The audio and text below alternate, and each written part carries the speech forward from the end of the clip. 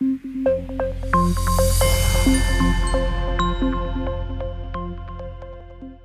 right, welcome back to the series of videos from The Effect.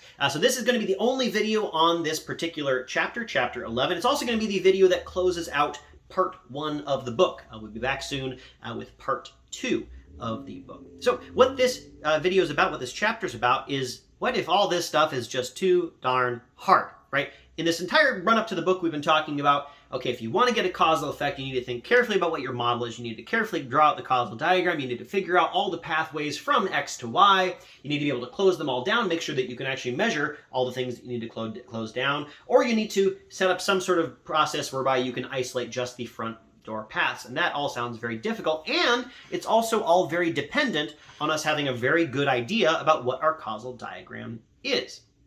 That's pretty hard. And you don't have to look hard to find people who are pretty skeptical of the idea that you can actually model things out in this way with any sort of precision, right? All the diagrams that I've shown you so far, I've pretty much prefaced with saying, hey, here's a diagram. Just assume that it's right for the minute. You can probably imagine some things that I've left off. Even in more complex diagrams, people are going to disagree about what they should look like. And for a lot of social science applications, people might say, this just is too difficult. It's too complex to be able to write down in a sort of nice compact diagram like this. Why would you even bother? In the minds of a lot of these people, the actual diagram tends to look a lot like this, where you have a treatment, you want to know the effect of treatment on the outcome, and between treatment and outcome, there's a backdoor that just goes through all sorts of stuff. There's just some sort of stuff there. I don't even know what all that stuff is. It's probably got 100 to 150, 1,000 variables in there, and there's no way that I could possibly ever measure and control for all of them. So, if you're a person who thinks like that you think this is just way too complex to actually use this process where we actually need to understand the whole data generating process, what can we do? Are we completely out of luck? Can we not use the whole field of causal inference? Do we have to completely ignore the idea that we can get some sort of causal estimate? And I want to be clear, this is not a trivial objection, right? Things are, in fact, complex, and we do have to simplify things in order to use this process of writing down a causal diagram and using it. And you could make the case that any sort of simplification like that is going to be too simple. So what can we do in these cases? I'm going to talk about 4 different things that we can do in order to give ourselves a little bit of leeway when we think that things are just too complex to actually write down a full causal diagram. And the first one is this, and it is to focus just on the joint determinants of treatment and outcome. Maybe we don't think that we can write out the full complex causal diagram, but we can at least think very, very carefully about what variables we think are likely to be directly on a single backdoor path. And that is all the variables that cause the treatment and also cause the outcome. This does not require us to write out the full causal diagram. We maybe don't think about all the interactions between all the different individual variables, but we can think carefully about what we think just some simple backdoor paths are likely to be. Writing out a list of things that are likely to be confounders, that are likely to drive both treatment and outcome in the data without being a causal path, is a much easier task than writing out a full causal diagram.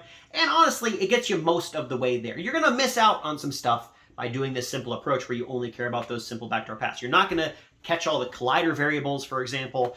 You might get yourself in trouble with some post-treatment bias.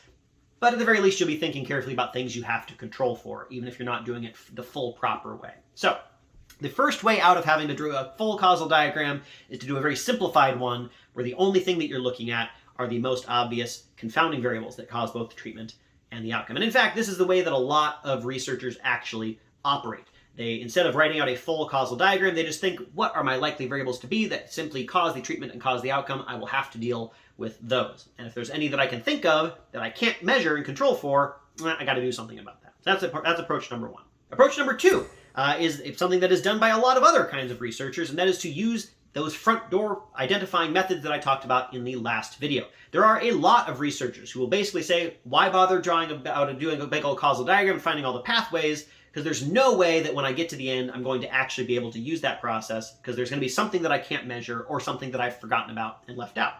One way that you can get around this problem is by focusing on just isolating those front door paths instead of trying to close all the backdoor paths. And that's what those front door finding methods are for. There are plenty of researchers who think that you can only get a causal effect by doing a randomized controlled experiment. I think that's a bit harsh, but there are certainly people who think that. There are also plenty of researchers who think that you can only get a causal effect by either doing an experiment or isolating front door paths with some sort of exogenous variation. I also think that's a bit too strong, but that's a bit closer to my own view in terms of what is actually possible here. It's simply a lot easier to identify a causal effect if you have some source of exogenous variation that allows you to identify a front door path. It simply allows you to ignore a lot of stuff that's very hard to figure out if you aren't able to ignore it. So that's approach number 2. Approach number 3 is to attempt to draw out some sort of causal diagram, recognize that it's going to be a simplified approach to doing so, and then test whether you got it too wrong or not. Right? We mentioned in previous videos certain ways of being able to test causal diagrams. There are certain implied conditional independences on a causal diagram. So once you draw your causal diagram out, you might say, hey, I know that I'm leaving something out. Humbly, I recognize that I do not have the full, complete picture of all the thousands of interlocking parts that should be here, but at least you can check whether you made any huge egregious errors by doing placebo tests on your diagram. Your diagram should imply certain variables that are unrelated to each other. You can test, are those variables unrelated to each other? You might get lucky and get to a point where even though you've left something out, you don't think it's that important because you've passed your placebo tests. That's approach number 3. Finally, approach number 4, which I think this one is a little bit underutilized, and that is the idea of partial identification or sensitivity analysis. Where partial identification is a broader idea than just sensitivity analysis, but it is most commonly applied with sensitivity analysis. So what is partial identification? We've been talking about identifying causal effects, right? And when we do that, we say, okay, well, here are the things that we got to control for in order to get there. But what happens if we get to the end of that process and we say, oh, there's some stuff that I needed to control for, but I couldn't control for all of it. I did what I could, but there's some stuff left over. Well, partial identification says, maybe you can stop there. Because what are you really getting? You're saying, okay, I've got this estimate. I know that it's not all the way there, but I've done some of the work, right? And what partial identification says, okay, there's still some parts that we can't control for. Let's make some assumptions. Let's make a range of assumptions about what we think might be plausible. Let's say that there's one variable that we've left out of our analysis that we know we need to control for, but we haven't controlled. Let's say we're regressing the average income in the zip code that you grew up in, and there's a variable that we can't control for, and maybe it's your parents' intelligence or something like that, right? We don't have that data on parents' intelligence, but we know it's likely to be related to where you grew up, and also probably likely to be related to your income as an adult.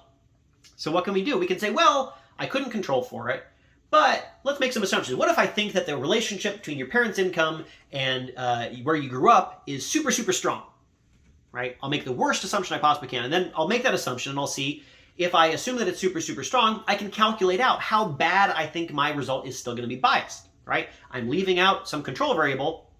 I know that's going to bias my result in some direction because the correlation I see in the data is not going to represent just the causal effect. But I can do some stuff to figure out how bad I think that bias is based on the assumption that I make about how bad I think the bias is, right? So I might say something like, okay, if it really is the case that the relationship there is super duper duper strong, then here is the estimate that I would get. And then I'll do it again. What if I make the assumption that the estimate's kind of weak? What estimate would I get then? And from that point, you have a range of assumptions you could be making from the relationship is super strong to the relationship is super weak, and a range of resulting estimates. If I think the estimate's super strong, then the impact of where you live on your adult earnings is this number. If I think it's super weak, it's this other number. And I think the answer is somewhere in this range in the middle. That is partial identification, because we've identified an answer, we just haven't limited that answer all the way to being a single value. And that is sort of partial identification and sensitivity analysis all sort of wrapped up into one. We'll be talking a little bit more about sensitivity analysis in the very last chapters of the book, but that is the basic idea. And it is something that we can do if we think that there's no way we can actually do the entire process of drawing out the causal diagram and identifying and closing all the backdoor paths. If we recognize there's some backdoor paths still left open, we can just ask, okay, we know we haven't gotten all the way there, but how far have we gotten? What can I say with how far we've gotten? And that is approach number 4. So those are 4 things that we can do if we think that the task of actually drawing out a causal diagram and controlling for everything we need to is just not going to happen realistically, which is not that unrealistic of a claim to make. All right, that is it for part 1 of the book. We'll be back with part 2. Each of those chapters is probably going to get a couple more videos. Those tend to be a little bit longer and more technical chapters, but I hope that you will come along for the ride. Thank you.